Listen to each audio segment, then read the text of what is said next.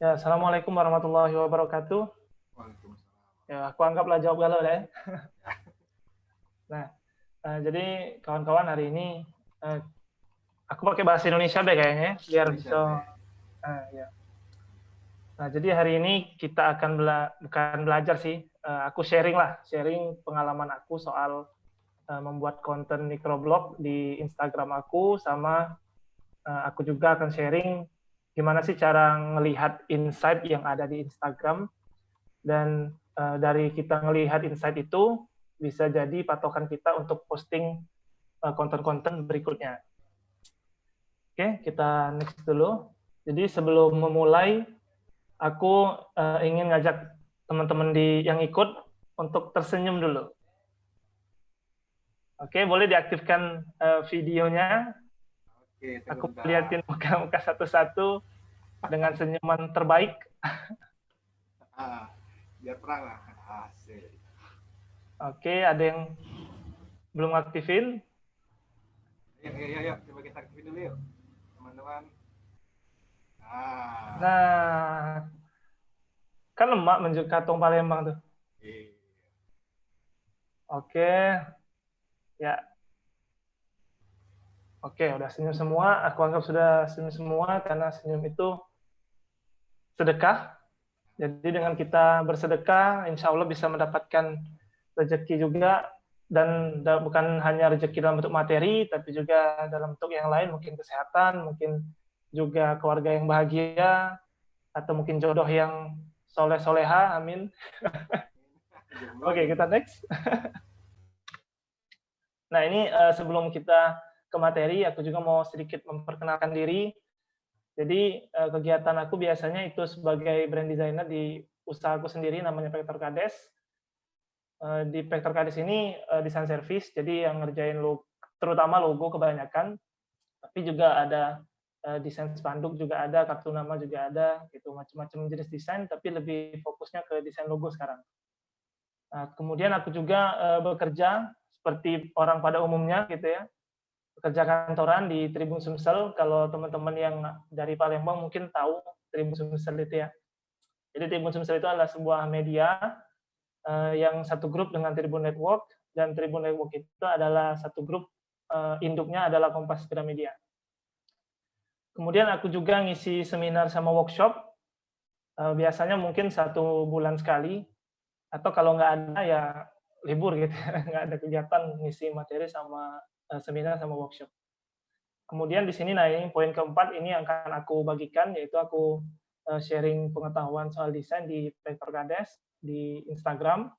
Kemudian aku juga jadi mentor lah bisa dibilang, yang sharing soal proses gimana sih ngebuat sebuah desain logo, mulai dari bikin sketsanya, terus ngebaca creative brief, hingga bikin brand guidelines-nya.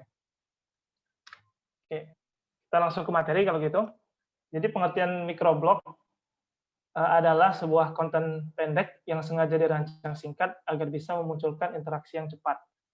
Jadi ciri-ciri microblog, dia memang singkat dan bertujuan memang untuk bisa langsung menarik orang.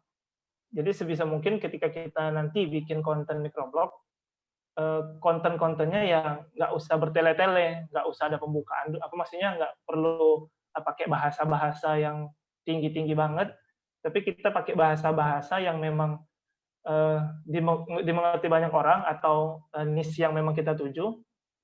Jadi menggunakan kata-kata yang to the point aja, nggak usah banyak apa namanya, menggunakan bahasa-bahasa yang ribet.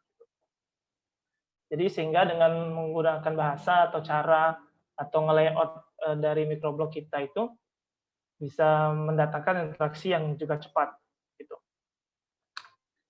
Nah, ini contoh beberapa microblog yang aku buat sendiri. Itu ada kayak judulnya hati-hati download di freepik.com, terus cara menghindari desain gratis, terus ada transform di PSCC 2020 ngeselin gitu ya. Nah, ini beberapa contohnya. Kalau teman-teman mau mencari lebih banyak contoh, mungkin bisa main ke Instagram aku, atau bisa juga cari di hashtag Instagram dengan hashtag microblog desain atau microblog finansial gitu. Intinya biasanya di depannya kata kunci dari hashtagnya microblog gitu. Nah, untuk cerita awalnya kenapa aku akhirnya bikin konten microblog, sebenarnya berasal dari ide bahwa desain itu aku lihat gitu ya, banyak orang yang entah itu salah paham, kemudian juga ada yang menganggap bahwa desain itu nggak penting. Nah, berawal dari hal-hal kegelisahan-kegelisahan tersebut, akhirnya aku coba bikin diskusi namanya. Nah, kalau teman-teman lihat itu ada diskusi gitu.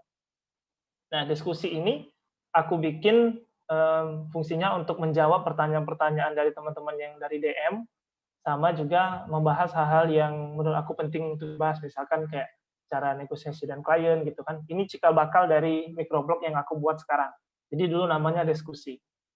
Nah, setelah bikin, ternyata responnya cukup menyedihkan gitu ya. Jadi responnya kurang bagus. Jadi akhirnya ya aku sempat vakum bikin microblog itu karena saat itu bahkan aku pun nggak tahu istilah microblog itu apa gitu ya. Intinya saat itu aku cuma mikir sharing soal desain gitu. Nah, sempat vakum, akhirnya coba bikin lagi materi namanya diskusi lagi, gunain warna oranye-oranye ini. Kayak ada color understanding sama font populer yang ada di Google Fonts, dan ternyata responnya masih apa ya, udah agak lumayan bagus, tapi nggak sekencang ketika nanti aku ceritain. Di awal-awal ini responnya masih kurang gitu ya. Kemudian mulai dari likes, kemudian followers dan lain-lain itu masih sangat lambat.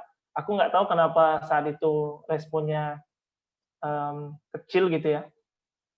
Tapi akhirnya setelah aku ngelakuin microblog, bikin konten microblog lagi di bulan November 2019, ternyata di momen di tahun 2019 November itu mendadak microblog langsung jadi booming gitu. Nah, setelah aku ngobrol-ngobrol sama microblogger yang lain yang membahas soal berbagai macam niche, ternyata mereka pun merasakan hal yang sama, bahwa di bulan November 2019 menjelang akhir 2019 dan ke tahun 2020, konten-konten microblog ini memang lagi booming. Nah, jadi salah satu hal yang aku perhatikan ketika bikin microblog, ternyata momen itu penting, teman-teman. Jadi nanti akan aku kasih tahu untuk awal gimana sih cara bikin microblognya. Nah, setelah itu akhirnya ya udahlah, karena responnya lumayan bagus di bulan November, akhirnya aku coba menanam lagi lah gitu.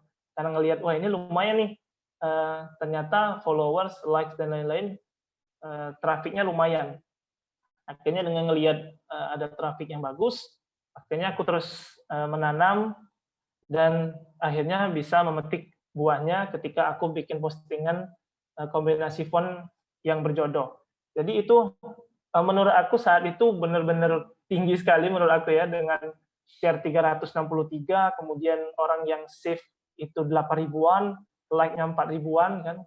Kemudian kunjungan profilnya mencapai sampai 2 ribuan orang, dan ngikutin sampai 800. Itu menurut aku jadi titik tertinggi saat itu, karena sebelumnya belum pernah dapat insight yang sebesar ini. Jadi akhirnya ketika ngelihat, wah ini konten microblog ini punya potensi nih, aku lihat gitu kan. Apalagi setelah aku lihat insight-nya tinggi, akhirnya aku coba riset juga kan beberapa microblogger yang lain, konten-konten yang lain yang temanya yang berbeda dari aku. Kan kalau aku kan tema desain. Ternyata banyak akun-akun yang bikin yang seperti ini, sejenis seperti ini.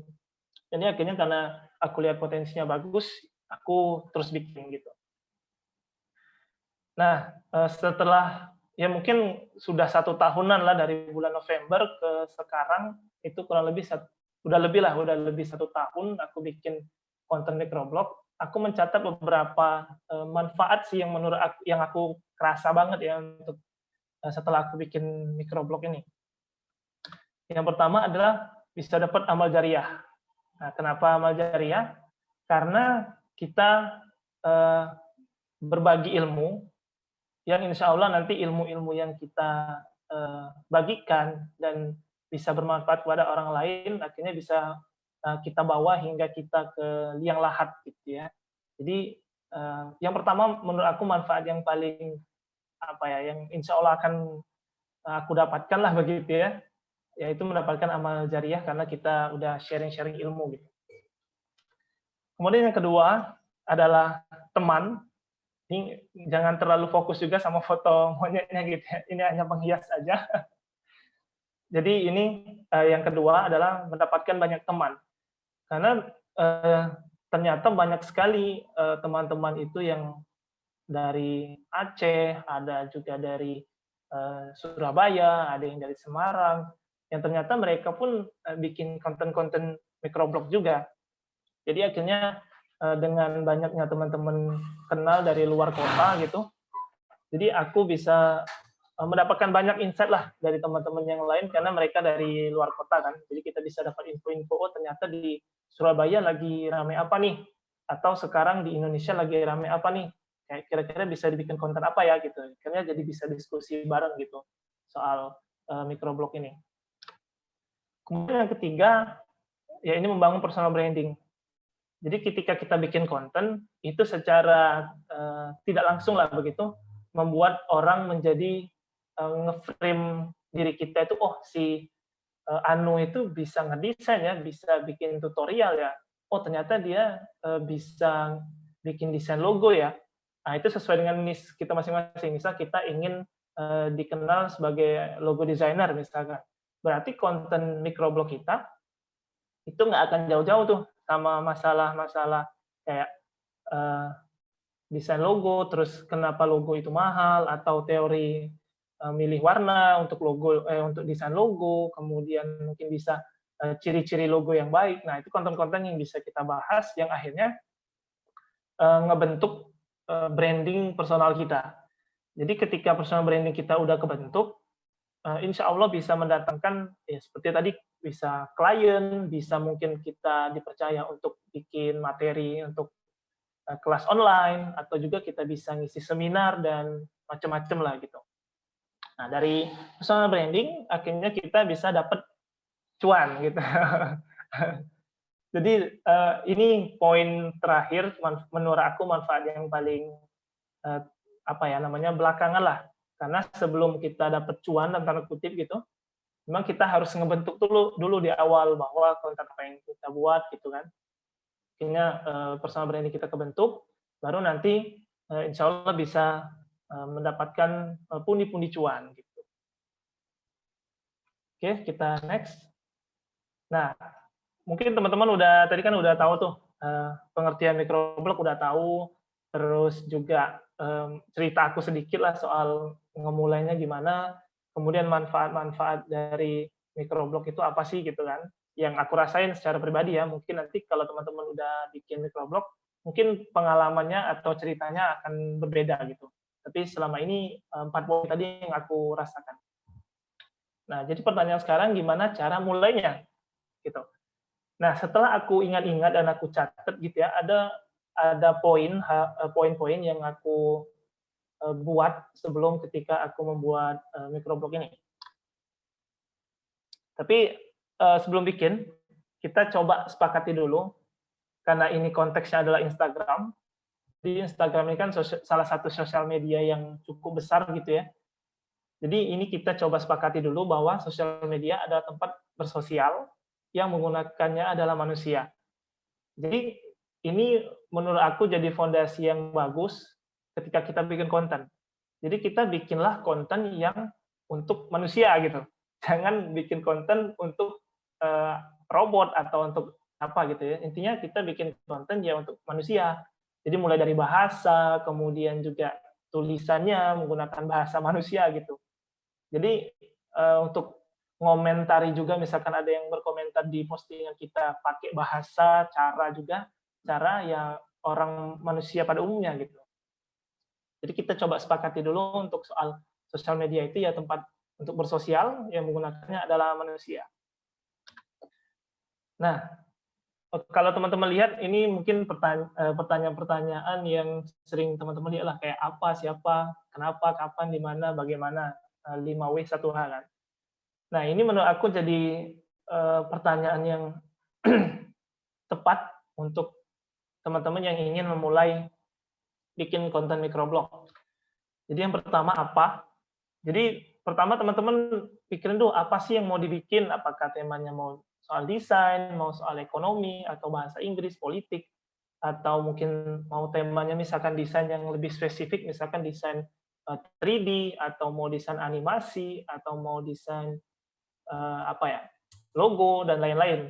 Nah, gitu. Jadi pastiin dulu teman-teman mau bikin temanya nih apa nih, tema dari microblognya. Karena itu akan berpengaruh sama nanti konten yang akan kita buat kan. Jadi pertama kita coba pikirin dulu tema apa sih yang mau dibuat. Gitu. Kedua siapa?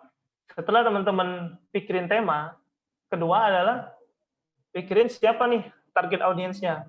Apakah anak muda, orang tua kan, atau ibu hamil kan, gitu kan. Misalnya kan ibu hamil nih, berarti kan kemungkinan besar konten yang akan kita buat ya soal kehamilan gitu ya, cara lahiran normal gitu ya, macam-macam. Nah itu kan bisa jadi poin-poin yang bisa kita bahas di konten kita gitu. Kemudian ada juga mungkin contohnya K-popers gitu kan. Jadi pastiin teman-teman juga harus tahu nih audiensnya, targetnya siapa sih gitu. Perlu ditulis itu. Nah, kenapa?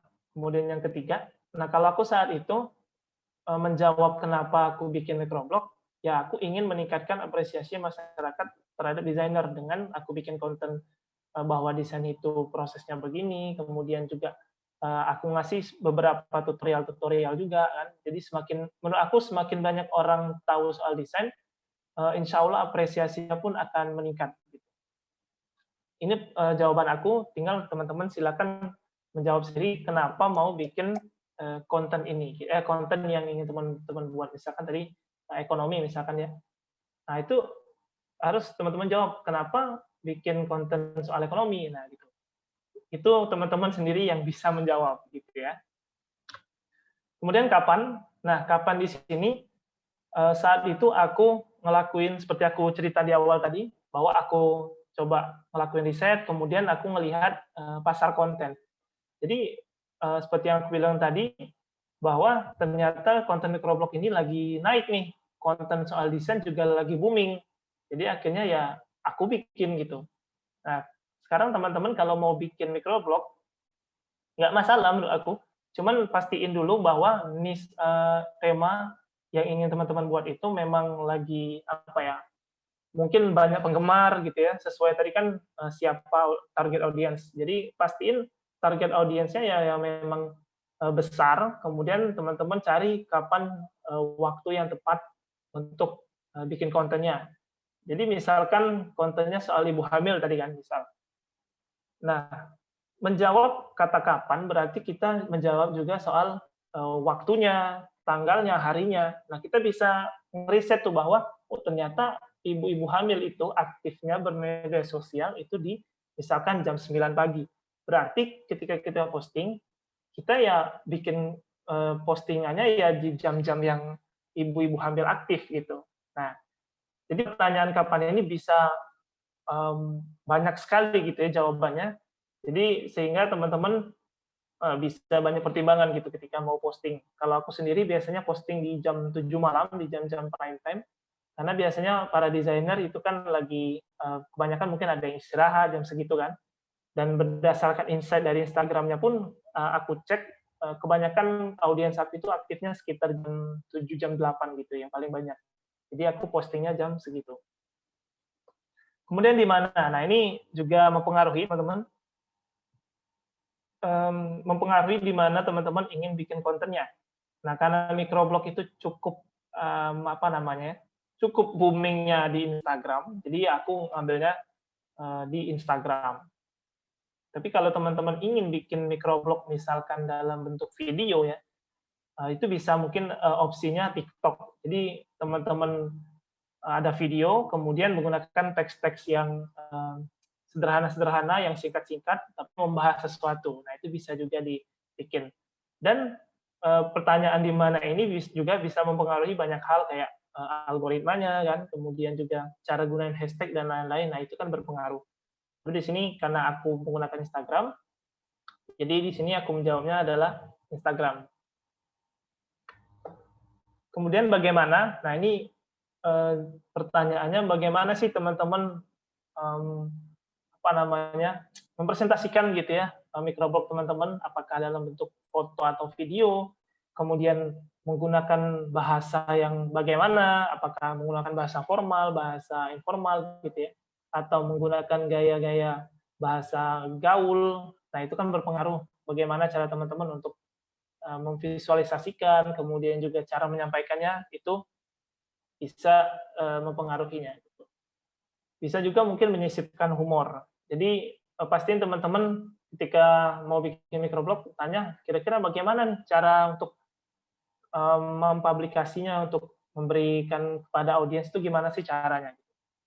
Nah, ini lagi-lagi teman-teman sendiri yang menjawabnya gitu. Kalau aku menggunakan bahasa aku gitu ya, sama menggunakan warga desa sebagai sebutan audiens, kemudian juga aku sering menggunakan kata kita karena menurut aku kita itu jadi kesannya bisa lebih personal gitu. Jadi kayak teman gitu. Jadi pertanyaan bagaimana ini teman-teman silakan jawab karena itu teman-teman pribadi yang bisa menjawab gitu ya. Nah, setelah udah tahu nih, wah aku mau bikin konten A, aku mau konten B, aku udah tahu siapa audiensnya, aku tahu nih kenapa aku mau bikin konten ini, terus aku juga tahu bagaimana cara menyampaikannya. Nah, selanjutnya kita akan ngebahas gitu ya, cara rahasia untuk bikin konten. Dan cara rahasia ini sebenarnya bukan rahasia lagi, udah rahasia publik sebenarnya. Cuman aku bikin kata rahasia biar seru aja gitu. Oke, kita next. Jadi rahasia aku membuat konten adalah mencari masalah, aku beri solusi. Jadi ini sebenarnya hal yang sudah udah banyak lah orang tahu kayaknya ya menurut aku. Jadi masalah sama dengan solusi. Jadi ketika teman-teman ingin bikin konten, sebenarnya tinggal cari aja dulu masalahnya apa sih. Misalkan aku desainer kan, bikin konten soal desain. Jadi ya aku cari aja dong masalah desainer apa aja sih. Oh, ternyata banyak desainer yang misalkan bingung cara bikin lingkaran, misalkan di Adobe Illustrator, ya udah aku bikin kontennya. Terus misalkan ada desainer yang bingung bikin karakter orang misalkan, ya udah aku bikin karakter orang. Kemudian mungkin ada desainer yang bingung cara menghilangkan background, ya udah aku bikin konten microblog soal ngilangin background. Nah, kenapa aku ngambil contoh-contoh simpel seperti tadi? Ternyata, dan aku lihat di beberapa DM yang masuk ke Instagram aku, itu kebanyakan pertanyaan-pertanyaannya justru adalah hal-hal yang sepele seperti itu, teman-teman. Malah pertanyaan-pertanyaan yang kayak ngedit yang yang manipulasi luar biasa, menggunakan macam-macam, justru nggak ada yang bertanya. Kebanyakan yang bertanya itu adalah hal-hal yang basic, yang sederhana, yang justru sering dilupakan gitu. Makanya kalau teman-teman main ke Instagram aku, biasanya konten-konten yang aku share, terutama Adobe Illustrator sama Adobe Photoshop, tutorialnya ya sepele-sepele gitu ya, hal-hal yang sering orang lupakan, ternyata hal itu penting. Misalkan kayak ruler yang ternyata mendadak hilang, kemudian pixel di Adobe Illustrator kok jadi kotak-kotak. Nah, hal-hal yang seperti itu ternyata banyak orang yang nggak tahu gitu. Jadi kembali lagi ke cara bikin konten adalah kita cari masalahnya, lalu kita kasih solusi. Nah, ini contoh konten yang aku bilang tadi, soal Adobe Illustrator yang pecah, dan itu ternyata membuahkan hasil sampai save-nya aja 12.000, kemudian like-nya sampai 9.000, dan yang komentar sampai 127 orang, dan yang share itu sekitar 500 orang. Nah, inilah yang menjadi patokan aku bahwa sebenarnya bukan soal sebagus apa konten konten kita itu, tapi apakah konten kita itu bisa menyelesaikan masalah orang-orang gitu. Jadi ketika masalahnya diselesaikan atau dibantu, mereka akan secara sukarela, entah itu mereka akan like atau mereka juga akan share karena mereka kan merasa terbantu tuh, akhirnya mereka share. Nah, dari share, kemudian save, kemudian ada banyak yang komen dan banyak yang like, inilah yang jadi potensi untuk kita bisa masuk explore di Instagram, teman-teman. Jadi, sebelum mikirin cara masuk explore, ya kita pastiin dulu nih, 4 poin ini, yaitu likes, komen, share, dan juga save ini tinggi. Caranya gimana? Ya bikin konten yang menyelesaikan masalah-masalah orang gitu. Nah, ini ada contoh yang kedua juga, bikin ujung kotak jadi rounded. Ini menurut aku atau mungkin sebagian teman-teman yang ikut Zoom ini yang juga desainer gitu, pasti ngelihat konten ini bikin ujung kotak jadi rounded. Adalah hal yang mungkin sepele sekali kan. Sepele sekali, terus kalau kata orang Palembang tuh waya-waya. Cuma sekedar gini aja kok banyak yang ingin lihat, dan ternyata terbukti bahwa banyak orang yang nggak tahu cara ngerounded persegi gitu dari Adobe Photoshop. Nah, terbukti dari sini kalau teman-teman lihat ada like-nya, kemudian share-nya, dan yang menarik di sini banyak yang mengikuti, teman-teman. Hingga sampai 2.900-an orang yang ngikutin hanya dari satu postingan ini saja. Jadi kembali lagi ke konsep tadi bahwa kita cari masalah, kemudian kita cari solusinya, sehingga orang merasa terbantu dan akhirnya melakukan action, entah itu dia nge-like, kemudian komen, share, dan juga save. Nah, setelah kita udah dapet tuh ide, oh ternyata cara bikin konten itu ya kita cari masalah, kemudian kita cari solusinya. Nah, kemudian pasti teman-teman mikir nih, wah aku udah dapet nih gambaran, tapi gimana cara untuk optimasinya nih? Kemudian ada yang bilang harus pakai hashtag, kemudian gimana sih cara ngelihat insight dan lain-lain. Nah, ini aku akan coba sharing kepada teman-teman yang hadir di malam hari ini gitu ya. Nah, yang pertama kita coba dulu perhatikan profil, gitu ya. Jadi di sini aku mencatat ada 5 poin. Jadi yang pertama itu foto profil.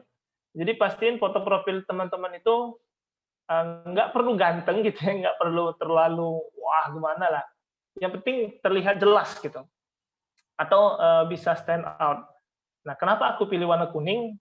Pertama ya karena memang Vektor Kades udah lama menggunakan warna kuning. Kedua ya warna kuning ngejreng banget kan. Jadi ketika orang scroll atau orang cari di pencarian atau mungkin lihat di kolom komentar itu bisa mudah ke notice gitu. Nah, kalau teman-teman sendiri bisa mikirin ya kira-kira gimana nih foto profilnya, apakah mau logo teman-teman saja di foto profilnya atau mungkin foto teman-teman, muka teman-teman tapi dengan ekspresi yang mungkin bahagia atau mungkin menggunakan ekspresi yang terkejut gitu ya, biar bisa menarik orang. Jadi coba teman-teman pikirin kira-kira foto profil apa sih yang bisa menarik perhatian orang-orang. Kemudian yang kedua adalah nama dan keahlian. Nah, setelah aku lakukan beberapa riset di microblogger di berbagai di Indonesia juga ada, di luar negeri juga ada. Kebanyakan mereka nulis di bagian nama itu biasanya diiringi dengan keahlian. Karena kenapa? Nama itu pasti yang pertama kali orang lihat ketika mereka berkunjung ke akun kita. Jadi pastikan ketika orang berkunjung, mereka udah tahu, oh ini ternyata logo designer toh akun ini. Atau oh ternyata dia copywriter ya. Atau oh ternyata dia financial planner gitu. Jadi ketika orang sudah tahu, oh ternyata si orang ini punya keahlian di bidang financial planner misalkan gitu.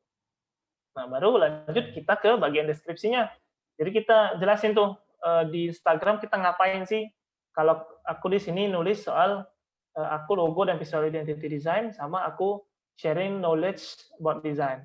Jadi aku ngasih tahu ke orang yang baru aja berkunjung ke Instagram aku bahwa aku ngedesain logo, kemudian aku juga sharing-sharing pengetahuan aku soal desain. Nah, Di sini juga bisa teman-teman masukin penghargaan, kalau misalnya ke teman-teman misalkan top 10 designer of the world misalkan. Nah, itu teman-teman bisa masukin ke deskripsi ini biar makin mantep gitu ya ininya. Ketika orang lihat, orang berkunjung bisa, wih ini keren nih, top 10 gitu kan. Jadi bisa teman-teman masukin. Nah, kalau aku di sini aku masukin email aku sama informasi soal kalau ada endorsement dan lain-lain ya. Walaupun sampai sekarang belum ada endorse ya. Semoga aja nanti ke depan ada. Karena mungkin konten aku soal desain, jadi brand-brand juga mungkin belum banyak gitu ya soal desain ini. Kemudian ada link. Nah, link ini aku gunain mampir.in/vektorkades. Jadi mampir.in ini adalah sebuah apa ya, sebuah situs di mana kita bisa masukin banyak link. Jadi kita cuma satu link aja, tapi pas kita klik linknya mampir.in/vektorkades ini, maka nanti akan muncul banyak lagi link-link gitu. Jadi kita walaupun hanya bermodal satu link, tapi di dalamnya ada link-link lagi. Kalau teman-teman ingin lebih banyak tahu soal mampir ini, silakan aja kunjungin situsnya. Nah, itu ada mampir.in itu ya. Kemudian highlight. Nah, highlight ini harus dimaksimalkan juga teman-teman. Jadi pastiin di highlight ini teman-teman masukin ya kayak misalkan teman-teman ngebahas, kalau aku kan bahas desain nih, apa aja sih yang menurut aku sering aku pakai gitu. Misalkan video, aku kan bikin konten juga di YouTube. Jadi biar orang-orang bisa ngelihat, oh ternyata si Hoiril Amri atau VektorKades ini bikin video juga ya. Coba lihatlah highlight-nya. Oh ternyata ada video. Akhirnya dia action dengan ngebuka video yang udah kita upload. Kemudian bisa juga kalau misalnya kita punya kelas, itu aku ada masukin e-course. Jadi ketika orang melihat, oh ternyata dia ada kelas juga, dibuka, akhirnya di swipe up gitu. Kemudian event, kan macam-macam itu teman-teman bisa masukin.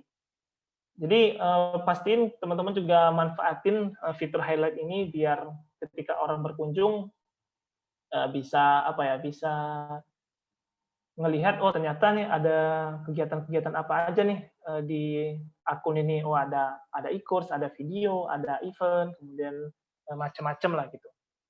Jadi wajib teman-teman maksimalkan highlight ini gitu. Nah, terkait riset hashtag tadi aku juga sempat singgung. Jadi riset hashtag ini aku coba bagi jadi 3. Jadi ada yang unik, mikro, sama makro. Jadi yang unik ini adalah hashtag sendiri atau hashtag yang kita buat sendiri yang unik. Jadi misalkan aku menggunakan hashtag VektorKades gitu. Atau misalkan apa ya, yang unik-unik. Ya intinya yang kita buat sendiri. Jadi yang nggak orang pakai tapi kita bikin sendiri.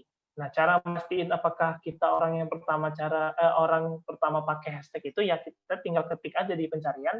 Kita ketik hashtag yang ingin kita pakai, yang ingin kita jadikan sebagai keunikan kita. Nah, ketika itu nggak muncul hasilnya, berarti baru kita yang pakai gitu. Nah, kemudian yang kedua itu mikro. Jadi mikro ini kalau teman-teman lihat di situ ada hashtag desain grafis ya. Kalau teman-teman followers atau akunnya itu masih kecil, terutama yang di bawah 10.000 atau di bawah 20.000 followers ya, aku lebih merekomendasikan untuk gunain hashtag-hashtag yang ada jumlah postingannya itu di bawah 100.000. Karena kenapa? Kalau udah lebih dari 100.000 itu sulit gitu teman-teman untuk bisa bersaing sama postingan-postingan yang udah lebih dulu, yang udah mungkin followersnya udah banyak. Jadi untuk teman-teman yang mungkin baru mulai atau followersnya masih di bawah 20 atau 10.000 yang udah aku sebutin tadi, mungkin bisa ngeriset hashtag dengan jumlah postingan di bawah 100.000 gitu ya. Kalau untuk makro, ini kalau aku lihat mungkin yang udah followersnya sekitar 40k atau 50k gitu. Nah, jadi aku sarankan yang followersnya udah lumayan banyak itu, risetnya adalah hashtag-hashtag yang di bawah 500.000. Kenapa nggak lebih dari 500.000? Karena menurut aku kalau udah sampai 600 atau 1 juta itu udah kebanyakan banget dan mungkin akan sulit untuk kita bisa bersaing lagi gitu, karena banyak sekali. Justru menurut aku ketika followers kita udah banyak, tadi kayak 40K atau 50K, justru kita sebenarnya udah punya banyak followers yang secara sadar gitu ya, mereka nge-like, kemudian secara sadar juga mereka share kepada teman-teman yang lain, kemudian save juga. Jadi akhirnya kan seperti aku bilang tadi, faktor 4 tadi akan mempengaruhi explore-nya teman-teman. Jadi justru malah kalau followers kita udah banyak, hashtag kan menurut aku nggak terlalu diperlukan lagi. Karena aku sendiri udah nggak pakai hashtag lagi teman-teman, di beberapa postingan aku udah nggak pakai. Walaupun di beberapa postingan juga aku coba pakai, coba eksplorasi, coba eksperimen gitu dengan hashtag-hashtag yang lain. Tapi secara apa namanya, kebanyakan aku nggak pakai hashtag lagi. Karena menurut aku followers yang udah lumayan banyak, biasanya memang mereka udah loyal gitu untuk sharing dan macam-macamnya gitu. Nah, tadi aku sempat mention kan soal yang 4 poin tadi. Jadi yang menurut selama ini yang aku lihat, poin-poin yang mempengaruhi untuk bisa masuk ke dalam explore, karena menurut aku tujuan yang harus kita dapatkan adalah harus bisa masuk explore. Kenapa harus masuk explore? Karena explore ini adalah orang-orang yang bukan followers kita. Jadi kita harus mendatangkan orang-orang yang bukan followers kita untuk bisa masuk ke akun kita dan akhirnya mengambil untuk akhirnya follow kita gitu. Nah, jadi pastiin tadi seperti aku bilang kontennya masalah solusi. Sehingga dengan memberikan orang solusi akhirnya kan kayak likes, kemudian komen, kemudian share, kemudian save itu akan tinggi yang akhirnya berpengaruh dengan yang namanya explore ya atau jelajah. Kalau teman-teman lihat di situ ada impresi, terus di bawahnya ada dari jelajah itu sampai 200.000. Nah, dari sana akhirnya kan orang mau berkunjung ke profil kita, seperti teman-teman lihat ada kunjungan profil sekitar 2.600-an orang. Dari kunjungan profil, akhirnya terconvert menjadi orang yang ingin follow sebanyak 950 orang, gitu teman-teman. Jadi kembali lagi tadi ke belakang bahwa konten kita harus memberikan solusi ke orang-orang biar mereka mau like, mau komen, mau share, mau save gitu. Nah, sebagai penutup gitu ya sebelum kita tutup webinar ini ya atau diskusi ini gitu, aku mau ngasih tahu teman-teman kalau mau bikin konten bahwa ya nggak perlu harus sempurna gitu di awal, tapi ya sambil jalan disempurnakan gitu. Misal masih banyak kesalahan dari segi milih font misalkan. Nah nanti kan kalau teman-teman lihat, oh ini kayaknya fontnya kurang bagus, akhirnya diperbaiki secara pelan-pelan dan insya Allah nanti kan semakin lama semakin bagus gitu kayaknya. Karena menurut aku yang paling penting pertama ya kita harus mulai dulu. Karena kalau kita kebanyakan mikir, wah nanti nggak ada yang lihat, nanti nggak bagus, nanti desainnya jelek, nanti warnanya nabrak, akhirnya kita malas hanya seperti itu aja, nggak ada actionnya, nggak bikin kontennya, nggak langsung mulai gitu. Jadi menurut aku nggak perlu harus sempurna di awal, tapi ya sambil jalan disempurnakan gitu. Nah, mungkin kita sudahin dulu. Kalau kata orang Palembang, caknya cukup dulu, kita lanjut ke diskusi. Silakan dah kalau mau nyambung.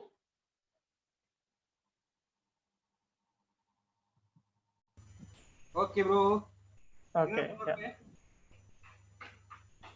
Baik, teman-teman. Tunggu dulu bentar. Oke, tes, suara aku dengar ya? Nah, dari Kak Andi, nah. Bukan, itu tepuk tangan itu. Oh, tepuk tangan. Bukannya angkat tangan dan nanyo. Bukan. Nah, Rel, ini ada beberapa di kolom chat ini yang udah bertanya nih. Sembari nanti teman-teman coba misalnya tangan, coba cek di sini aja nih sementara gitu. Nah. Ini ngapa muncul ini nih?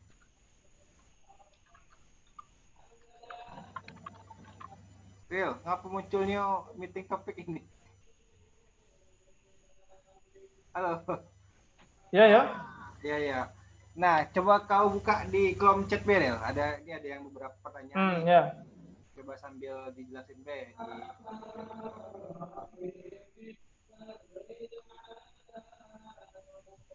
Yang mana dah? Dari yang paling atas Be dulu, dari Risma Pratiwi. Lumayan penasaran Pak Kades, kenapa sering pakai karakter monyet di setiap postingan? Nah, ayo. Wah, ini penting ya untuk dibahas. Ya, Oke lah. Biar bisa clear gitu ya, karena banyak juga yang nanya-nanya di kolom komentar kan, apa ada monyet, ada macam-macam itu. Jadi sebenarnya alasan aku kenapa pakai monyet atau kera atau yang sejenisnya, karena menurut aku dari segi ekspresi, kemudian dari segi mungkin tubuh gitu ya, walaupun aku nggak percaya bahwa monyet itu adalah nenek moyang manusia gitu ya, tapi menurut aku itu cukup mewakili orang-orang gitu. Jadi kayak ada monyet yang ketawa, ada monyet yang terkejut, ada monyet yang senyum. Jadi menurut aku itu bisa cukup mewakili beberapa ekspresi manusia. Kemudian yang kedua juga, alasan aku pakai monyet, karena menurut aku monyet itu identik kayak orang-orang desa gitu ya, walaupun aku nggak bilang orang desa kayak monyet gitu ya.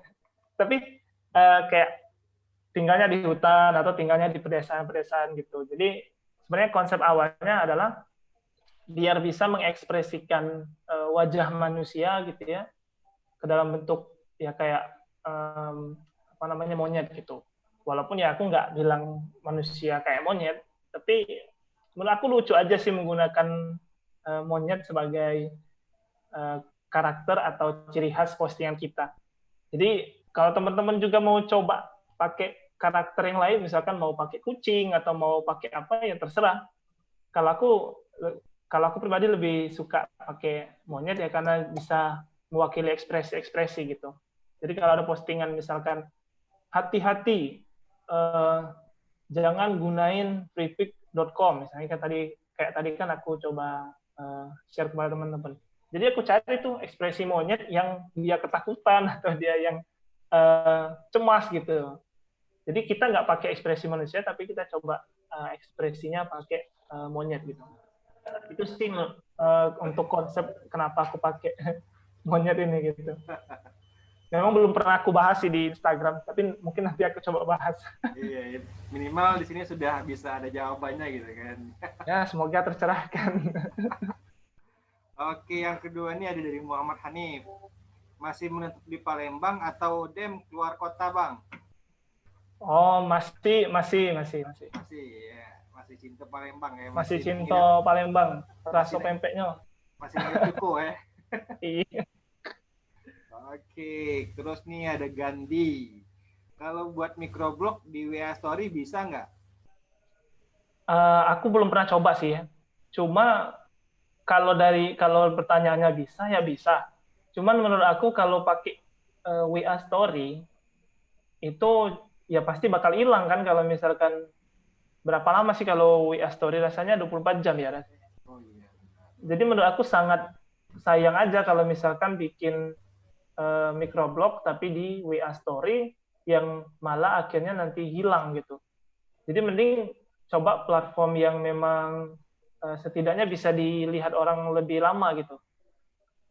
Jadi aku sih lebih menyarankan kalaupun memang mau bikin microblog ya pakai platform Instagram aja sih yang cukup familiar kan di banyak pengguna gitu. Terutama di Indonesia kan cukup aktif kan pengguna Instagram. Tapi kalau pertanyaannya bisa sih menurut aku. Asalkan ya kayak ukuran dan lain-lainnya disesuaikan aja sesuai dengan WA Story. Mungkin audiensnya terbatas ya kalau WA ya, cuma sebatas di kontak gitu. kita kan. Itu. Takutnya hilang aja sih, sayang lah udah bikin konten kan. Oke, lanjut ya, ini dari Fatimah. Gimana cara tahu dan buat konten yang menarik bagi pemirsa? Kayak misalnya tentang tas. Terus biar microblog menarik dan bagus di Facebook gimana ya? Biasanya kan di IG carousel, kalau di Facebook bisa carousel juga enggak? Nah, ya. Oke. Ya, kalau untuk bikin konten yang menarik, seperti tadi aku balik lagi ke konsep utama kita tadi, bahwa kita cari masalah dari audiens, kemudian kita kasih solusi.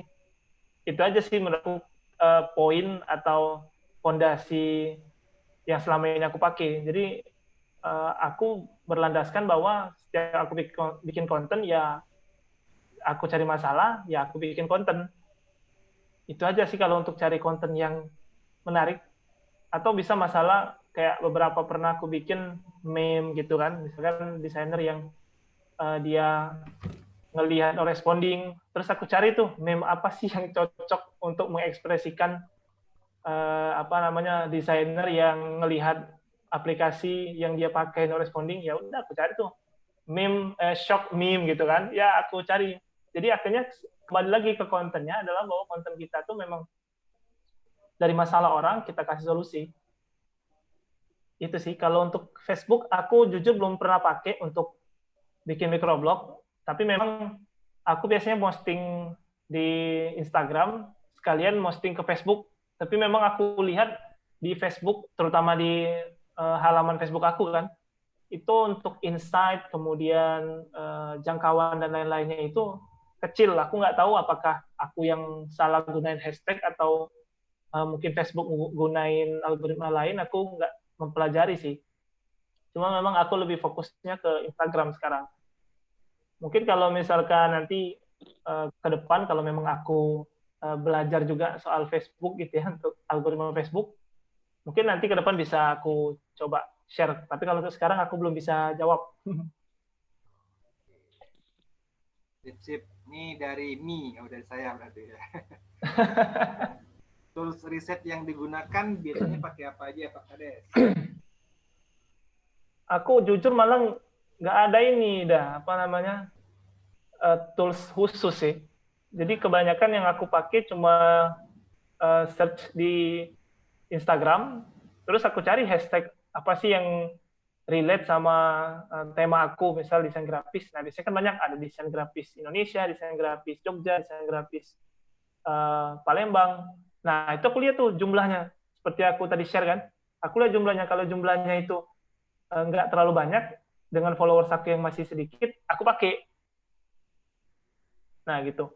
Untuk tools. Tapi memang aku, kalau untuk tools khusus gitu ya, aku nggak ada sih. Sampai sekarang nggak ada tools khusus. Aku lagi-lagi balik lagi ke Instagramnya aja sih. Sumber dari datanya kan dari Instagram. Jadi ya aku lihat dari Instagram aja sih. Dan alhamdulillah kan dengan hanya menggunakan Instagram, hasilnya ya bisa teman-teman lihat kan. Walaupun ya aku nggak ngelarang kalau memang teman-teman mau coba tools-tools yang lain. Tapi sampai sekarang aku nggak ada sih, nggak tahu tools-tools lain sih. Berarti benar-benar pure organik ya, manual ya. Jadi ya insya Allah followers aku nggak ada beli sih. Okay. Oh, sama mungkin ini sih, kalau misalkan nanti teman-teman followersnya udah bertambah, itu coba rajin-rajin aja ngelihat followers yang mungkin foto profilnya nggak ada, atau yang nggak aktif lagi, itu bisa di-remove, teman-teman. Jadi kalau memang nggak aktif, ya udahlah, remove aja, nggak usah. Daripada kita followers banyak, tapi ternyata nggak aktif lagi kan. Jadi mending, ya mungkin 1 bulan sekali atau 1 minggu sekali, coba lihat-lihat followers, terus lihat kalau yang foto profilnya nggak jelas atau memang cuma abu-abu aja, dihapus aja gitu. Jadi memang followers kita kan aktif semua gitu. Iya, benar-benar. Berarti itu benar-benar kau lihatnya follower kau siapa, kau hapus ke siko-siko gitu berarti? Ya lah, jadi misalnya 1 minggu sekali atau 1 bulan sekali aku ngecek followers kan, lihat, oh ini agak mencurigakan nih, nama ada jelas, kemudian foto hitam abu-abu kan. Nah, biasanya aku buka profilnya, aku lihat dia ini posting nggak. Kalau dia nggak pernah posting, terus followers mungkin 0 ya, terus banyakkan follow orang, itu mungkin entah itu akun second akun orang atau gimana, biasanya aku unfollow langsung. Aku remove dari followers aku. Karena menurut aku followers yang organik seperti kata Uda tadi adalah ya followers yang memang aktif gitu, yang dia mungkin setiap hari update, atau dia memang ada foto yang dia bagikan. Jadi memang manusia gitu yang gunain akun itu memang manusia, bukan second account atau bot atau robot atau macam-macam gitu. Tapi kayak mana buktikannya itu, Rel? Misal kalau memang dia khusus buat account, memang ingin ikutin account-account yang dia bisa belajar. Nah, Dia sengaja ya. posting Nah, dia. kalau aku ngambil aman sih sebenarnya Mas ya, walaupun aku nggak tahu apakah itu asli atau tidak. Cuma aku ngambil aman bahwa kalau akunnya ini kelihatannya nggak aktif atau nggak pernah posting atau sama sekali nggak ada bio, bahkan namanya juga nggak jelas, biasanya aku remove. Karena aku lihat kan di insight kita tuh, kalau teman-teman nanti kalau abis ini bisa cek, jadi di pengikut teman-teman scroll aja paling bawah, itu biasanya kelihatan per hari itu aktifnya berapa orang sih. Nah, terus kita bandingin sama followers kita. Kalau namanya followers kita itu misalkan 80.000, dan ternyata pas kita lihat di insight-nya itu hanya aktif 50.000, berarti ada gap sekitar 30.000 orang yang mungkin nggak aktif, atau mungkin akunnya udah di-hack atau macam-macam. Jadi aku seperti itu biasanya, Mas. Jadi kalau memang itu akunnya namanya nggak jelas, kemudian fotonya nggak jelas gitu, terus fotonya juga nggak pernah posting, biasanya aku remove sih dah. Itu Mas. Jadi aku ngambil aman aja sih, karena aku pengennya yang follow tuh ya memang aktif gitu, Mas. Oke, sip. Lanjut ya, ini dari ada Imam Tauhid. Ada saran aplikasi untuk update otomatis Instagram? Update otomatis. Mungkin maksudnya ini kali ya, update untuk posting terjadwal lah gitu ya. Nah, mungkin lah. Ya.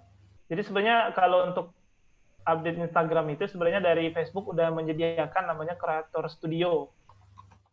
Nah, gitu. Dan itu bisa nge-link sama Facebook kita. Jadi Facebook sama Instagram bisa satu jalan gitu. Tinggal kita, yang penting udah bikin halaman Facebook, kemudian akun Facebook kita tadi kita linkkan gitu, kita kaitkan sama Instagram kita. Itu bisa kok teman-teman buka aja Creator Studio di Google, ketik Creator Studio, nanti silakan login, terus tautkan Instagram teman-teman. Dan di situ bisa kita jadwalkan Facebook-nya kapan kita upload, kemudian Instagram-nya kapan kita upload. Gitu. Tapi aku ini sih punya pengalaman yang apa ya, mungkin buruk sih menggunakan Creator Studio. Jadi waktu itu aku pernah bikin postingan, aku jadwalin, terus impresi dari postingan aku itu atau konten yang aku buat itu mendadak langsung turun drastis. Jadi dalam waktu setengah jam itu yang nge-like cuma 10 orang. Dengan followers yang saat itu mungkin berapa ya? Mungkin sekitar 30 ribuan. Tapi yang nge-like cuma 10 orang dalam waktu setengah jam, maksudnya benar-benar lama sekali kan. Jadi akhirnya aku coba gunain manual pakai aplikasi Instagram di HP, dan langsung naik lagi. Jadi aku nggak tahu apakah saat itu Creator Studio lagi bermasalah atau gimana. Jadi setelah aku punya pengalaman yang cukup nggak enak itu, akhirnya sekarang aku udah posting pakai HP sih. Tapi kalau teman-teman mau coba pakai Creator Studio, mungkin sekarang udah diperbaiki sama Facebook bug tersebut mungkin kan. Jadi mungkin bisa coba Creator Studio. Tapi kalau ditanya aku pribadi, aku sekarang lebih banyak uploadnya manual gitu pakai HP. Oke, ini Ongki. Ongki sudah bantu jawab nih ya. Terima kasih Ongki. Udah dibantu. Sudah. Wah, thank you, terima kasih. Sangat mewakili. Sama jawabannya. Berarti satu mazhab tadi. Ini ada lagi Rizky Utama Putra. Untuk pendalaman materi dari tema yang sudah dipilih, biasanya riset di mana, Pak? Sama kedua, tools desain microblog pakai apa, Pak? Yang sederhana namun gampang, pakai HP dan PC. Oke. Untuk pendalaman materi dari tema yang sudah dipilih, biasanya riset di mana, Pak? Nah, aku biasanya nggak mau bahas Palembang aja.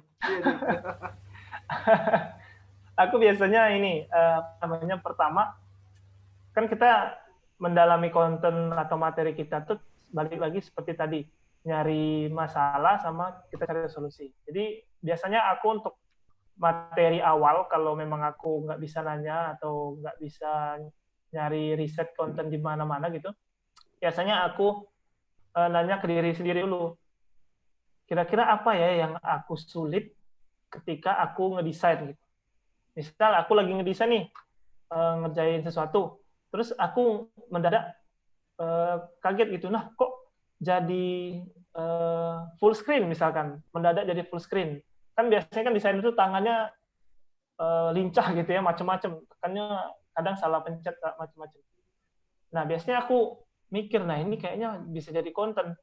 Nah, jadi biasanya kalau aku kontennya adalah yang dekat sama aku dulu. Karena aku desainer gitu kan, jadi aku cari konten yang aku sendiri mengalami masalahnya. Terus aku cari solusinya, aku bikin konten. Nah, kalau misalkan memang nggak tahu kontennya apa, teman-teman bisa coba bikin question di Instagram, bikin aja di IG Stories. Kira-kira apa nih teman-teman yang ingin kita bahas selanjutnya?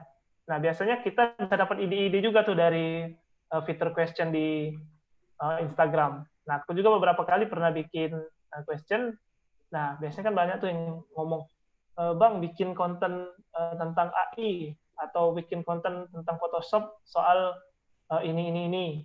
Nah, itu kita bisa list satu-satu, kita breakdown, kita coba pilih yang mana kira-kira bisa kita bahas dalam waktu dekat, atau mungkin minggu depan, atau mungkin nanti ke depan, atau bisa kita bikin lebih baik gitu ya. Nah, jadi kita bisa breakdown dari sana. Jadi awalnya coba tanya dulu sama diri sendiri, kalau aku biasanya. Kemudian kedua nanya sama followers. Walaupun followers kita masih sedikit, nggak masalah, ketik aja di IG Stories. Kemudian yang ketiga, menurut aku, kita bisa mungkin join ke komunitas-komunitas, grup-grup yang berhubungan dengan keahlian kita. Misal kita desain kan, ya kita masuk ke grup desain, kemudian kita perhatiin aja tuh orang-orang di grup itu kira-kira biasanya bahas apa sih gitu. Oh ternyata banyak yang nanya soal ini nih, ya kita catat, akhirnya jadi konten. Nah yang terakhir, yang keempat, ini yang benar-benar apa ya, udah di ujung lah, udah nggak ada ide sama sekali, nggak dapat ide sama sekali. Kita bisa lihat konten orang lain, terus kita modifikasi. Misal, orang bikin konten cara menghilangkan background. Oke? Nah, kita bikin kontennya jangan sama judulnya. Cara menghilangkan background. Jangan. Kita bikin cara menghilangkan mantan di foto. Gitu. Kita bikin konten-konten yang seperti itu. Atau kita coba bikin apa ya kontennya. Misal ada orang yang bikin rekomendasi font 2020.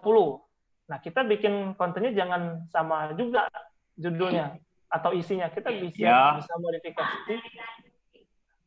Kita bisa modifikasi dengan rekomendasi font untuk undangan pernikahan. Nah, gitu. Atau rekomendasi font untuk apa ya? Untuk kaos. Nah, gitu. Jadi kita ngelihat konten orang, tapi kita nggak mencontek secara gamblang gitu, nggak mencontek rekomendasi font 2020, nggak. Jadi kita coba lihat karya orang, contoh konten orang, kita coba modifikasi, kita kembangkan jadi lebih baik. Itu. Terus apa lagi tadi pertanyaan kedua? Mungkin satu lagi. Lagi mungkin. Yang paling ujung mungkin sumber inspirasinya itu kalau sudah mentok, itu recent events. Misal kayak ada instansi yang event terkini, event yang sekarang, atau misal tiba-tiba macam ada partai yang ganti logo. Oh ya itu tuh itu lagi target tuh dah. Benar. Lagi ngeriset tuh aku nih. Aduh ketahuan konten nih.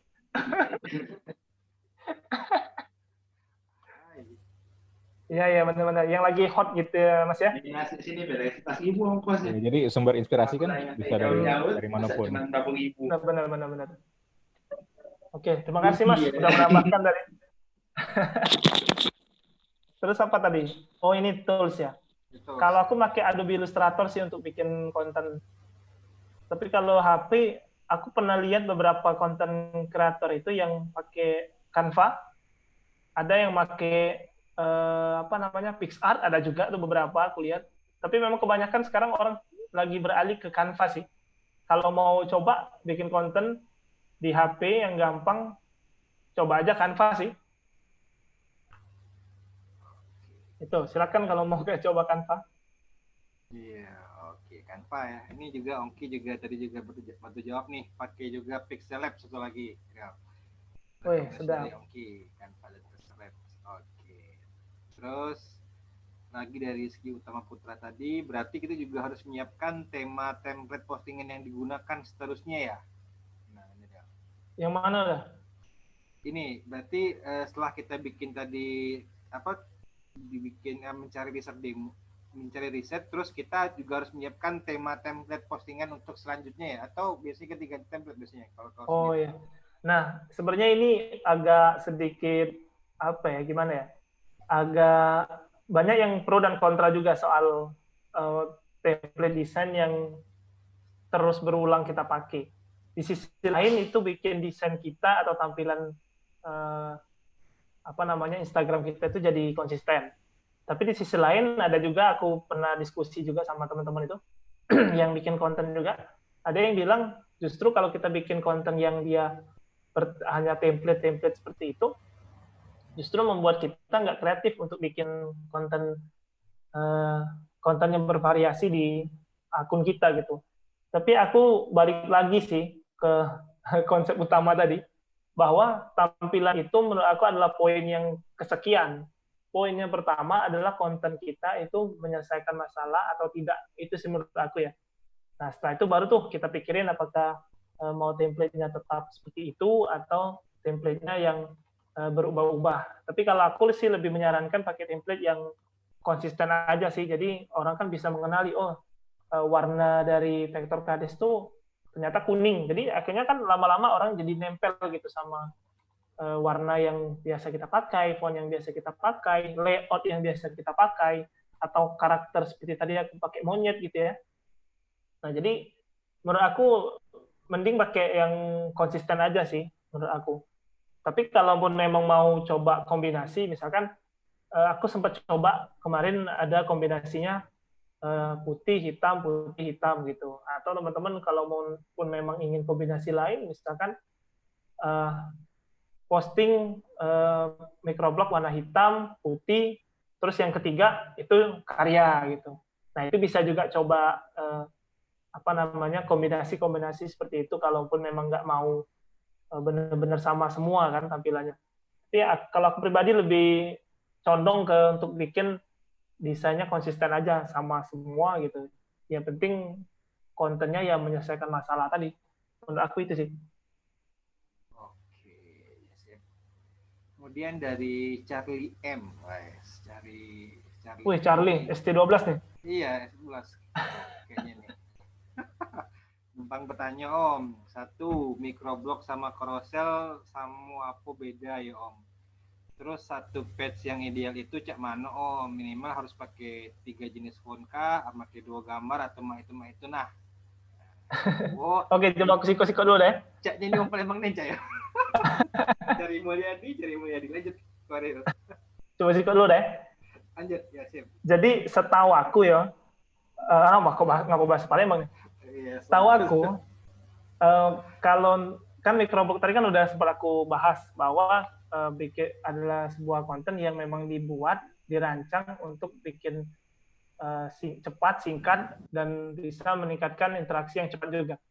Jadi menurut aku microblog itu ya nggak sempit hanya koresal gitu ya. Tapi ya kalau satu page pun juga menurut aku termasuk microblog gitu. Tapi memang kebanyakan microblog itu ya biasanya beberapa slide gitu kan. Kalau kita lihat di akun-akun itu kan kebanyakan mereka beberapa slide, mungkin 2 slide atau 3 slide. Jadi menurut aku nggak nggak perlu ini sih mikirin soal berapa banyak sih. Yang penting tadi kembali lagi ke aku balik-balik lagi bahwa konten kita itu ya lebih penting sih menurut aku untuk kita pikirin dibanding mau berapa lembar, mau 100 lembar. Justru yang harus kita pikirin kira-kira konten kita itu bisa diterima nggak, bisa dimengerti orang nggak gitu. Apa tadi? Oh, ini jenis font. Tergantung sih. Kalau aku biasanya pakai satu font aja sih, pakai Poppins. Kalau teman-teman tahu. Aku pakai Poppins. Cuma Poppins saja, cuma beda ini aja. Italic, kemudian bold, extra bold, itu aja sih yang aku bedain. Justru menurut aku semakin sedikit font, orang jadi nggak terlalu bingung sih. Tapi kalaupun memang mau lebih dari satu, ya paling nggak 3 lah. 3 atau 2 font sih untuk gunain font ini. Justru kalau udah kebanyakan, kita audiens pun malah jadi bingung kan. Lah, ini kok fontnya banyak banget. Apalagi kalau misalkan font yang kita pakai itu beda-beda setiap postingan. Itu lebih bikin orang bingung lagi kan. Jadi kalaupun memang mau bikin konten nanti, coba pikirin 1 atau 2 font yang akan dipakai mungkin dalam waktu yang lama gitu.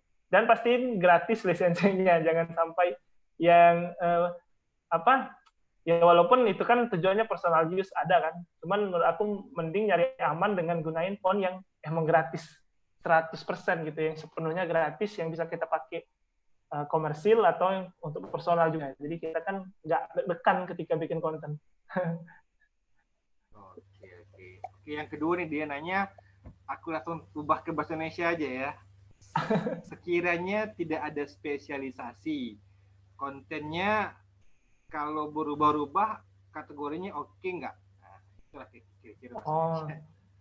Sayangnya tidak oke sih kalau ganti-ganti seperti itu. Karena menurut aku, tadi kan seperti aku bilang di awal, pertanyaannya adalah apa? Nah, ya di awal kita harus mikir apa nih yang mau dibikin. Jangan sampai nanti orang yang udah follow kita, misalkan kita udah punya follower 1.000 ya. Nah, 1.000 orang ini nge-follow kita gara-gara kita bikin konten desain. Nah, terus ketika dia balik lagi ke akun kita, terus dia lihat lah, ini kok akun ini tiba-tiba bahas soal ekonomi atau bahas soal politik misalnya. Ya udahlah, follow aja. Akhirnya ya mungkin akan mendatangkan followers yang senang ekonomi. Tapi yang followers desain ya akan hilang gitu. Karena lah ngapain ini katanya follow yang bahas politik. Aku nggak senang politik misalkan. Nah, jadi menurut aku lebih baik kalaupun memang mau gonta-ganti topik atau tema, ya mending bikin akun baru aja udah. Gitu. Nah, kan kalaupun memang misalkan teman-teman, ini kan contoh desain nih. Desain ini kan benar-benar luas tuh. Jadi teman-teman bisa ngambil kayak mungkin 3 atau 4 sub tema dari desain grafis. Misal, desain grafis apa aja sih yang bisa kita bahas di dalamnya? Ada desain logo, mungkin ada desain poster, ada mungkin desain icon. Nah, itu kan subtema-subtemanya kan. Nah, itu bisa kita ambil beberapa, tapi tetap berhubungan dengan desain kan. Menurut aku itu sih yang lebih baik dilaksanakan, bahwa konsisten dengan satu tema, terus kita cari subtema dari tema utama kita tuh apa aja yang bisa kita bahas, dibandingkan kita campur gado-gado gitu di akun kita. Karena ya sayang kalau misalkan nanti followers kita udah mulai bertumbuh, orang udah yakin sama akun kita, tiba-tiba dia lihat kita bahas politik, akhirnya kan malah jadi di unfollow gitu.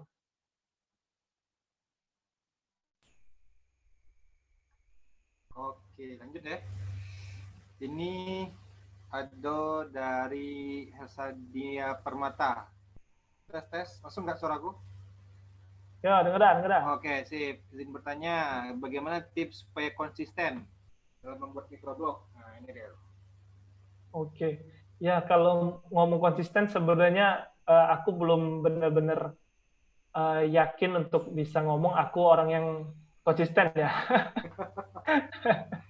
Jadi kadang beberapa juga aku kadang selang 1 hari nggak posting gitu, atau selang 2 hari nggak posting.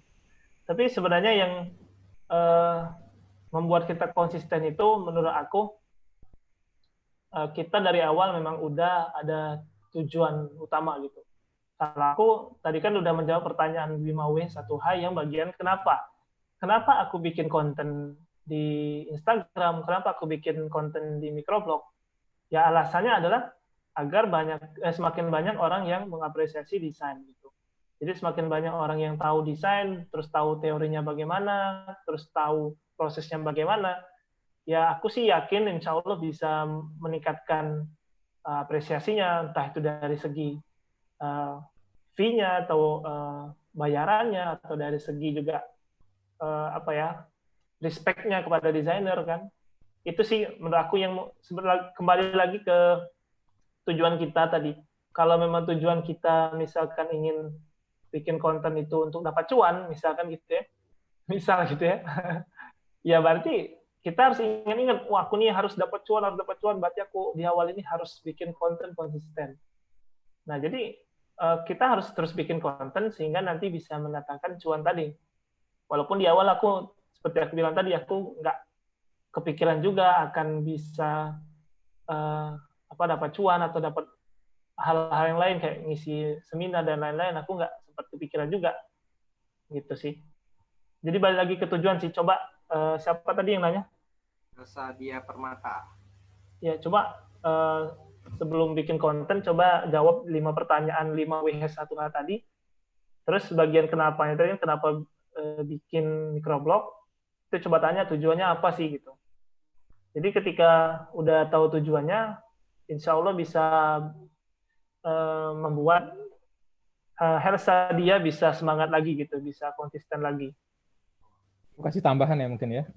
Nah, boleh Mas, lanjut Mas. Jadi jangan dicontohin juga sama kayak Khairil, do as I say, not as I do. Soalnya kalau ditilik dari posting Instagram aku pun mungkin bisa selang 3-4 bulan baru posting sekali gitu kan. Nah, mungkin kawan-kawan tidak diragukan lagi masalah motivasinya apa, tujuannya apa. Tapi teknis untuk konsisten itu ada triknya, ada tips. Jadi luangkan. Jadi ini yang praktis gitu kan. Luangkan setiap hari itu misalnya 5 menit atau 10 menit atau 15 menit. Terserah waktunya, alokasikan setiap hari untuk buat konten, untuk buat post misalnya IG. Ya udah, jadi jadwalkan misalnya kalau setengah jam sebelum tidur, atau misalnya setengah jam setelah makan siang, atau misalnya pagi-pagi sebelum mulai aktivitas. Nah, jadi kalau kita sudah mengintegrasikan pola itu ke keseharian, nah insya Allah mungkin bisa konsisten push konten secara periodik sesuai yang kita rencanakan. Misal 2 hari sekali, atau setiap hari, atau bahkan kalau kontennya sudah banyak, mungkin dalam 1 hari bisa beberapa kali. Sesuai dengan yang waktu Khairil tadi singgung, ada jam-jam peak di mana target audiens kita itu aktif gitu kan. Ya, nah, jadi mungkin dalam 1 hari kan mungkin bukan cuma 1 range waktu. Mungkin kalau Khairil mengamati insight itu malam gitu kan. Ya. Nah, mungkin ada yang pagi, ada yang siang, ada yang malam. Dan ada mungkin yang pagi dan malam. Jadi kita punya banyak fleksibilitas juga di situ. Tapi kalau masalah cara praktis biar bisa push konten secara konsisten, integrasikan pola itu ke keseharian kita. Jadi setiap hari konsisten dan komit, luangkan waktu. Entah berapa lama waktunya, tapi kalau bisa jangan sampai mengganggu yang lain kan. Untuk buat konten lalu dipublish. Itu tambahnya. Mantap Mas, mantap. Ya itu tadi, lagi-lagi konsisten, ya kita harus konsisten sesuai dengan tujuan kita kan. Kalau memang kita nggak ada tujuan, ya gimana gitu kan. Jadi pastiin tadi tujuan kita harus jelas gitu. Sip. Lanjut dah. Oke, dari Koidul Umam, salam dari orang Madura. Waduh. Sate, kayaknya enak sate Madura malam-malam. Oke. Lanjut lagi nih dari Fatima. Oh iya Kak, ada pertanyaan lagi. Di mana tempat nongkrong di Pelaju atau seberang Uludu yang lemah untuk cewek? Nah, ada tahu Apa? nggak? Tempat Oh ya, nongkrong yang ada lemah. pertanyaan lagi di mana tempat nongkrong di Pelaju atau seberang Ulu, dua yang lemak tuh cewek. Hah? Aku jarang nongkrong sih, nggak tahu aja. Aku anak rumahan soalnya. Orang nih galak keluar nyari-nyari tempat nongkrong cewek, Cak.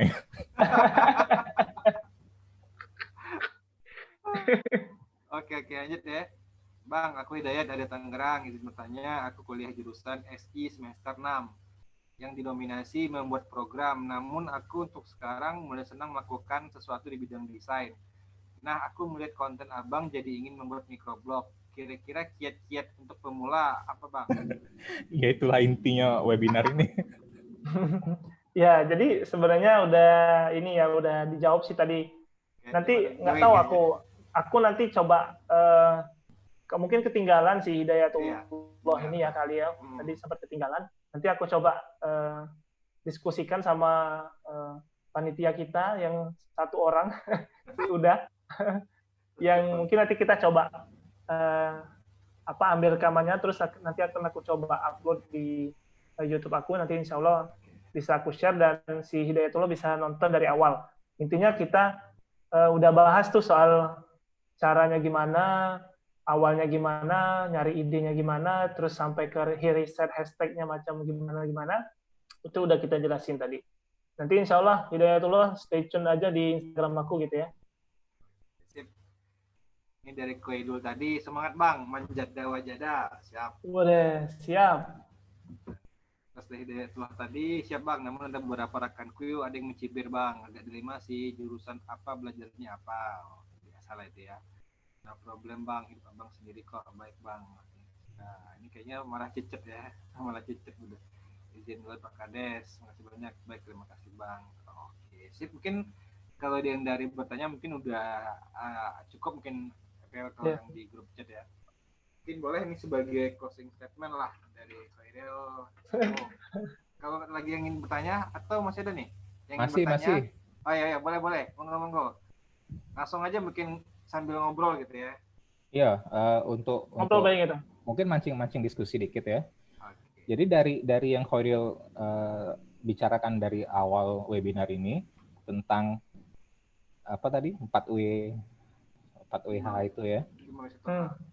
Berarti kalau lihat dari tujuan microblog, kemudian pikirin target, kemudian riset materi, lalu pilih insight, hampir kesannya berarti untuk akun yang bersangkutan itu hampir bisa dibilang hampir nggak ada ruang lagi untuk hal pribadi ya. Nah ya, sebenarnya ini dah kalau misalnya kita udah Mas. sorry mas. No problem. Jadi kalau untuk soal ruang pribadi sih namanya kita kalau udah bikin konten terus di konten itu banyak followersnya, ya kalau soal pribadi sih menurut aku udah nggak bisa ada lagi, karena memang apalagi kalau followers kita udah banyak. Kalau memang mau ada ruang pribadi, ini sih bikin akun pribadi. Tapi kalau aku biasanya, kalau aku Mas ya, di Instagram aku itu juga aku beberapa kali kayak nyeritain pengalaman, misalkan belajar desain itu dari awal gimana. Tapi memang berhubungan dengan desain sih sebenarnya. Atau di IG Stories aku biasanya nge-share kayak apa sih yang sekarang lagi aku pelajarin, kira-kira teman-teman belajar apa nih. Nah biasanya seperti itu sih yang aku nanya-nanya sih, seperti itu, yang hal-hal yang pribadi. Tapi kalau yang nge-share hal-hal yang secara pribadi, yang sangat pribadi sih memang nggak ada ruang sih Mas. Kalau misalnya kita udah namanya akun kita tadi kan udah bikin. Iya betul. Jadi ya aku sih sepakat. Jadi kalau sudah memutuskan untuk buat akun ini dipakai untuk istilahnya itu broadcast personal branding lah ya, apapun motivasinya, apapun tujuannya. Berarti ya tadi kalau untuk posting hal yang sifatnya pribadi, bukan yang benar-benar pribadi, cak apa Yo. be kesan itu. Maksudnya itu ya pribadi, maksudnya itu bukan di urusan, bukan berkaitan dengan urusan bidang Rumah tangga, dan misalkan. keahlian kita, maksudnya gitu kan. Iya, betul. Iya. Ya harus siap-siap sih memang, Mas. Dan juga mungkin ya kayak siap mungkin dikasih kritik, terus mungkin juga dalam tanda kutip dikatain kan. Hal-hal yang seperti itu ya pasti kita harus siap hadapi juga gitu. Oke, oke. Sip, ada lagi mungkin yang ingin bertanya? Silakan monggo. Ini dari Tua tadi sama Rio Cemerlang, izin pamit. Oke, lanjut. Bang, Ya, maaf ya, izin live. Ada tanda mata kuliah. Oke, lanjut. Sip. siap. Oke, sip. Oke, lagi mungkin teman-teman yang bertanya, monggo nih, mumpung ada selebgram Rising Star nih. Aku kadang agak merasa geli ketika disebut selebgram dah. Ya, Mending kan jadi ya. desain grafis bala dah. Jangan disebut selebgram. Iya, ya. Agak aneh. Nah, ini ada dari Iksan Rianto, Bang. Kalau dalam microblog, bagusnya dalam satu postingan berapa slide?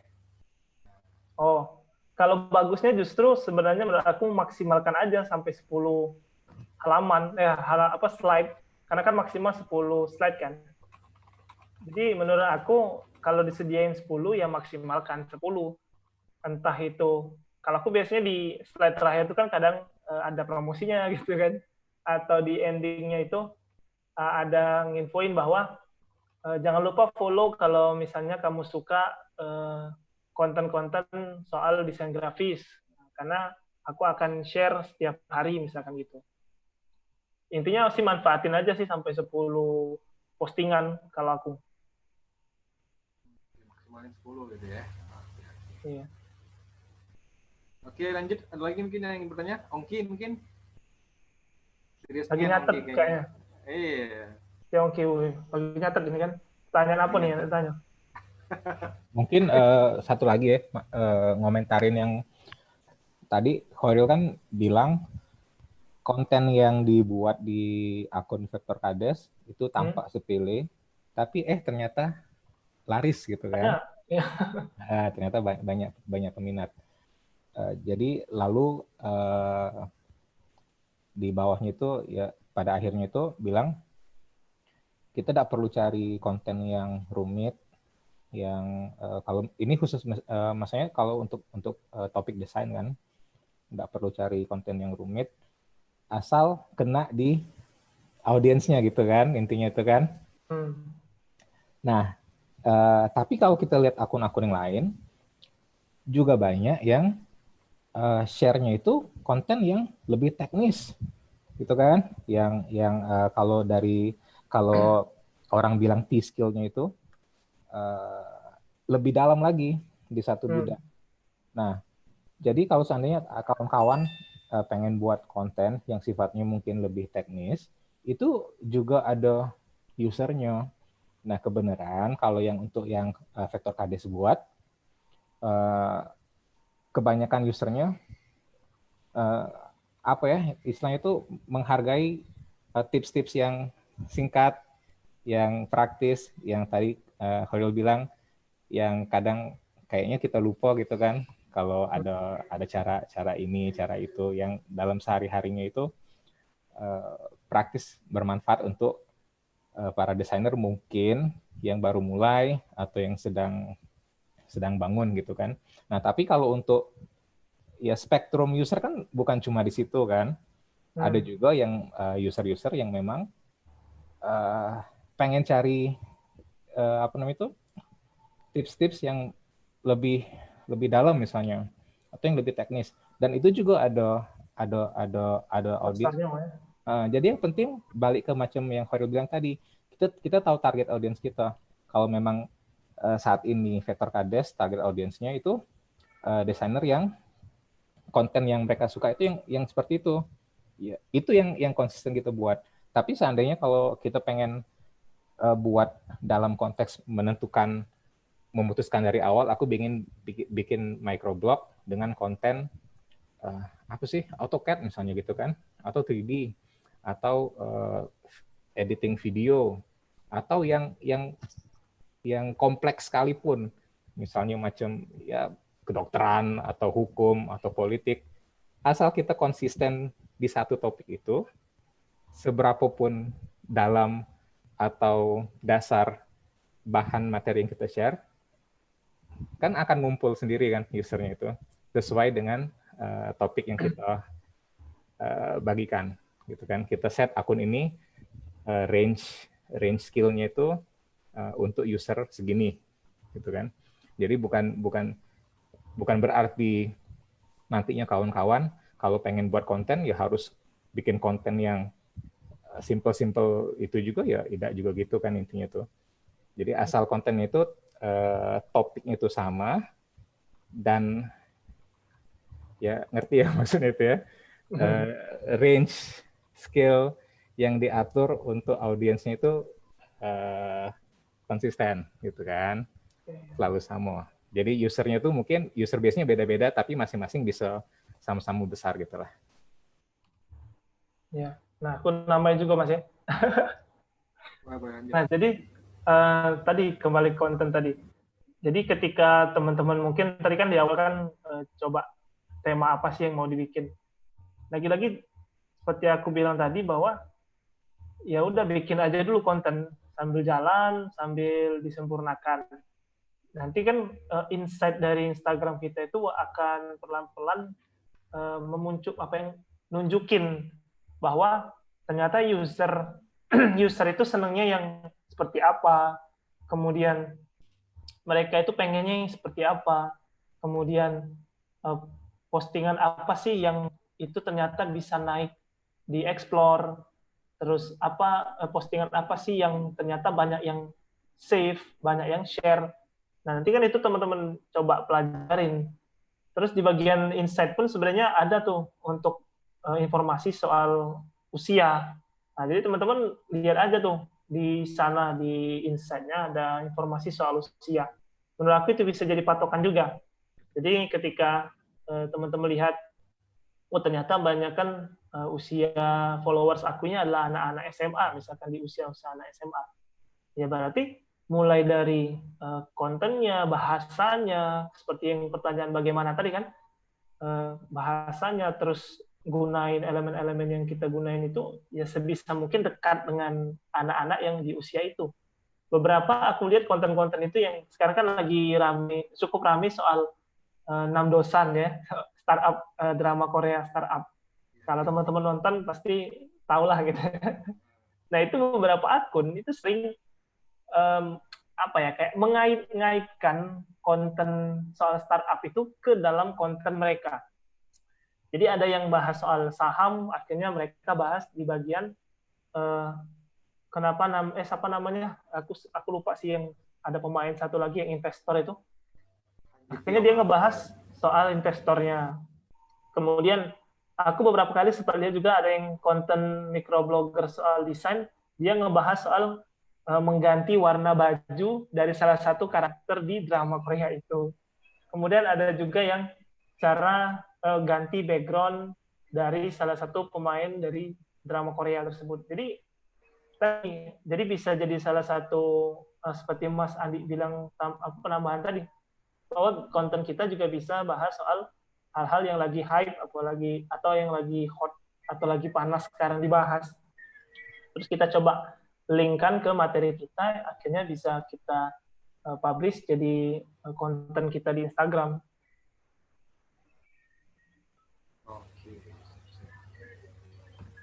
Oke, ini lagi nih dari Rizky Utama Putra. Struktur microblog itu ada patokannya nggak, Kak? Struktur. Wah, ini aku nggak tahu sih selama ini yang biasa. Kalau aku biasanya formatnya kalau aku ya, cuma aku nggak tahu apakah ada studinya gitu soal microblog ini. Terus bikin struktur atau macam, aku nggak tahu. Tapi kalau aku biasanya mungkin struktur maksudnya format kali ya, atau gimana tuh? Kayaknya mungkin ya format lah gitu ya. Format. Ini gimana? Nah, biasanya Aku sih kalau format aku biasanya judul dulu di bagian depan, kemudian di slide 2 baru kayak misalnya apa ya, kemarin sempat bahas soal apa sih, aku lupa kemarin. Sempat bahas soal apa ya, mockup, nah gitu, cara pakai mockup. Nah biasanya di slide kedua itu aku jelasin mockup itu apa sih gitu. Nah setelah di slide kedua aku jelasin mockupnya apa, baru di slide ketiga apa caranya atau praktiknya atau tutorialnya. Biasanya seperti itu sih format aku. Nah ada beberapa fakta yang baru aku dapetin, mungkin ya sekitar 2 bulan terakhir. Jadi ada salah satu akun Instagram yang membahas algoritma Instagram.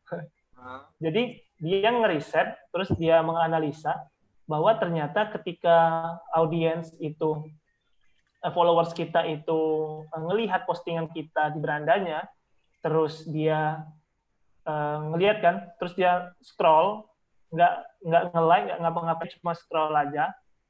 Ternyata di beberapa hari setelah dia lewatin postingan kita tadi akan muncul lagi di beranda dia, tapi bukan di slide pertama, tapi di slide kedua. Gitu teman-teman. Nah, jadi mungkin bisa dimaksimalkan. Ini mungkin tips yang bisa teman-teman ikutin. Jadi di slide pertama itu judul besarnya, dan di slide kedua itu mungkin bisa pakai format yang aku pakai tadi.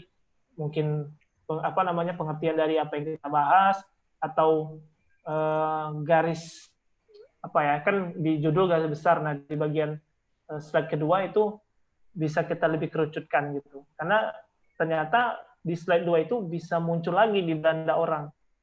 Jadi ketika di slide 2 itu tetap menarik orang, jadi kan orang tetap yang awalnya nggak nge-like, setelah ngeliat slide 2 kita akhirnya mau nge-like, mau berinteraksi, mau nge-share, mau save gitu. Oke, menarik nih. Ada lagi mungkin teman-teman yang ingin mau bertanya atau yang didiskusikan, monggo. Jadinya sudah berkurang satu persatu ini membernya. Udah tinggal. Aku malu-malu galau nih caknya. Iya, malu-malu semua. Nah ini ada Zamrud grafis nih aku lihat.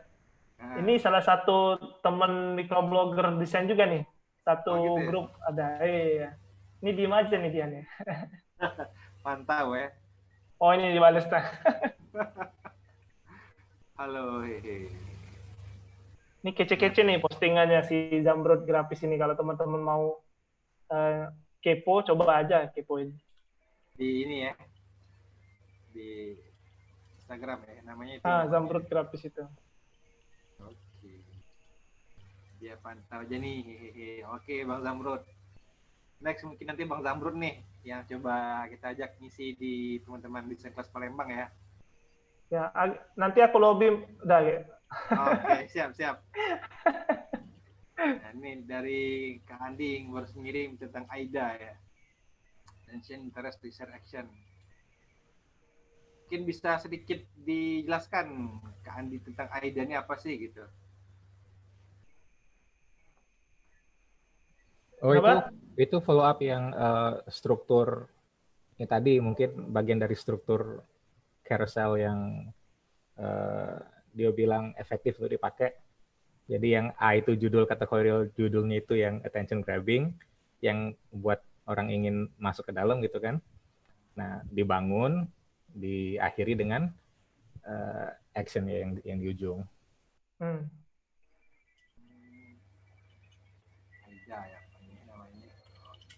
Sama mungkin ini sih, aku mau nambahin juga. Jadi teman-teman kalau misalkan bikin microblog, mungkin sambil jalan, tadi kan seperti aku bilang, nggak perlu sempurna, tapi sambil jalan disempurnakan. Jadi sambil jalan, coba teman-teman juga belajar copywriting. Cara nulis, terus gunain kata-kata yang bisa menarik orang, clickbait, bahasa orang-orang itu ya. Nah itu coba dipelajarin. Karena saat ini aku juga lagi belajar soal copywriting itu, dan ternyata copywriting itu cukup powerful gitu teman-teman ya. Karena kita dalam tanda kutip hanya menggunakan kata-kata itu bisa menarik orang untuk entah itu action, maksudnya melakukan tindakan, atau misalnya kita apa namanya mempromosikan apa, akhirnya orang terinfluence gitu.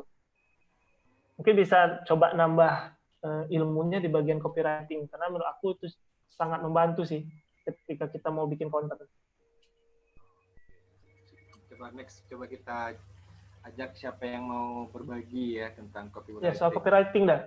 Kayaknya bagus tuh dah kalau kita bahas. Oke, next coba nanti dicari dulu siapa yang mau sharing-sharing. Oke, lagi mungkin teman-teman udah 9:30 ini.